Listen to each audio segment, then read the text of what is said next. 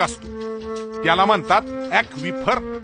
ॲक्विफर म्हणजे जमिनी खालचा पाणवठाच असतो असं समज ना.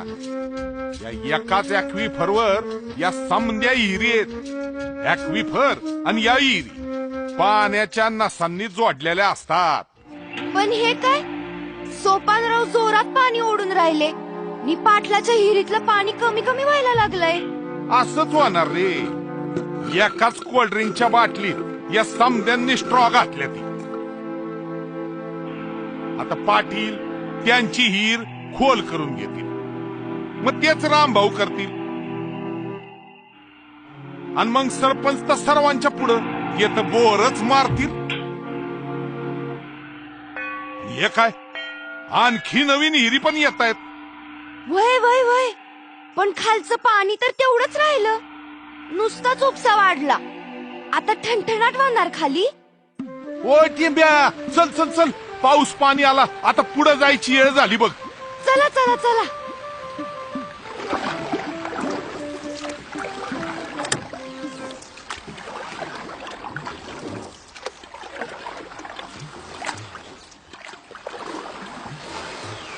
काका, हे कुठं आलो आपण? हे बघ, हे आपलं जमिनी खालचं पहिलं स्टेशन.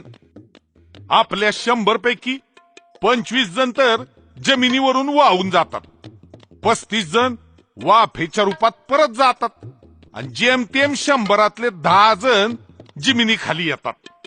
एवढ्याच लोकांचं हे पहिलं स्टेशन. हिथलंच पाणी तर विहिरीत येतं. इथून आणखी खाली जायचं तर आणखीनच अवघड दिसतंय. टेंब्या, तिथं फार थोडं पाणी पोचतं. ते तळ भराया फार वर्ष लागतात.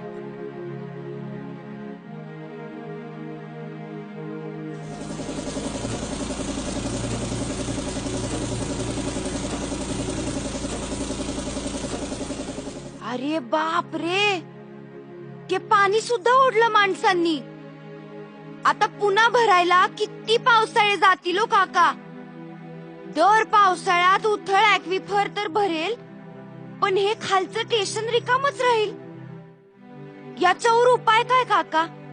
मोबाईल वाणी रिचार्ज करायचं. ते पाऊस पडतो, पाणी तळ्यात बंधाऱ्यात साठतं, जमिनीत मुरतं, माणसं जनावर ते वापरतात. पुन्हा पुढच्या पावसाळ्यात ते पाणी भरतं. हे निसर्गाचं चक्र आहे. गरजेपुरतं घेतलं तर त्यातलं पाणी पुरून उरतं, पण माणसं हापापल्यावानी पाणी हापसतात. असं केलं की पाणी साठा संपतो आणि साठा संपल्यावर पुनर्भरण करावेच लागतंय.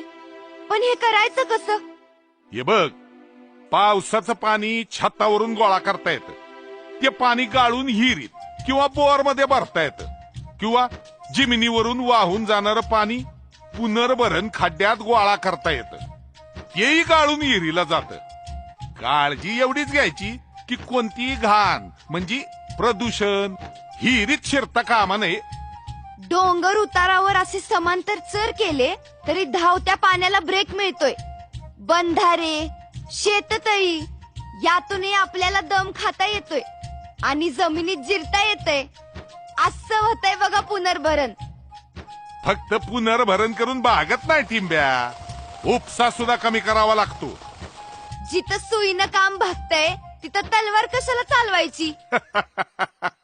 शेतात बदाबदा पाणी सोडण्यापेक्षा ठिबक ठिबक सोडायचं, तुषार सिंचन करायचं, पाणी पहाटेच सोडायचं, म्हणजे एका थेंबाची पण वाफ होत नाही. कमी पाण्यात जास्त जमीन भिजवायची, म्हणजे तेवढ्याच पाण्यात जास्त पीक. वा उस्ताद वा वा. सोपानरावांनी ठिबक लावलं की. पर हे काय, पाटील पाणी जोरातच वळतायत. असं केलं तर पुनर्भरणाचा काय उपयोग? खरे पोरा, भूजल सांभाळायचं तर गावाचं एकमत पाहिजे. ते नगर जिल्ह्यातलं हिवरे बाजार नाही का, त्यांनी नियमच केलाय. जमिनी खाली 35 फुटापर्यंत जे पाणी आहे तेवढं शेतीला वापरायचं. आणखी खोलातलं पाणी फक्त पिण्यासाठी. त्यामुळं पिण्याच्या पाण्याची पक्की हमी. जास्त पाण्याची पिकं घ्यायचीच नाहीत. म्हणजे सरकारनं कायदा करण्याची गरजच नाही, गावकीनच नियम करायचे, म्हणजे लोक सहभागच की. बरोबर. नवीन नवीन विहिरी आल्या तर उपसा वाढणार,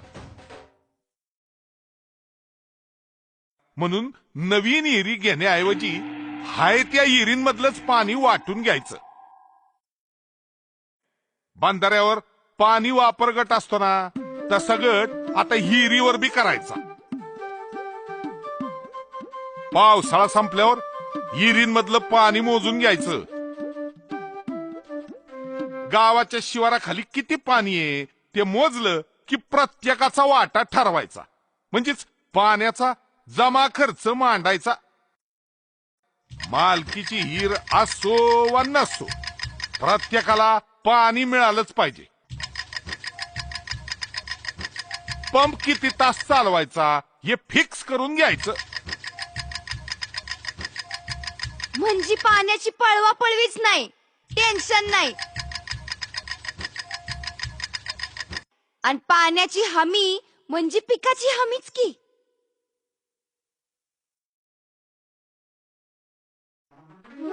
सूर्याची, वाऱ्याची आणि जमिनीची किरपा म्हणून आपण इथं आहोत.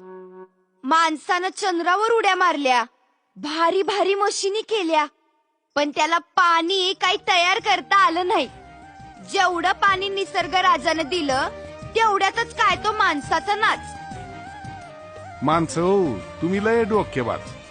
पण आमचं येणं जाणं तुमच्या हातात नाही. जेवढं पाणी मिळेल तेवढं नीट वापरा. आमचं चक्र चालूच राहणार आहे. तुम्ही तुमचं चक्कर सांभाळा. तुमच्या पोराबाळांसाठी राहू द्या ही दौलत. चला, आम्ही जातो आमच्या गावा. तुमचे तुम्ही सुखात राहा.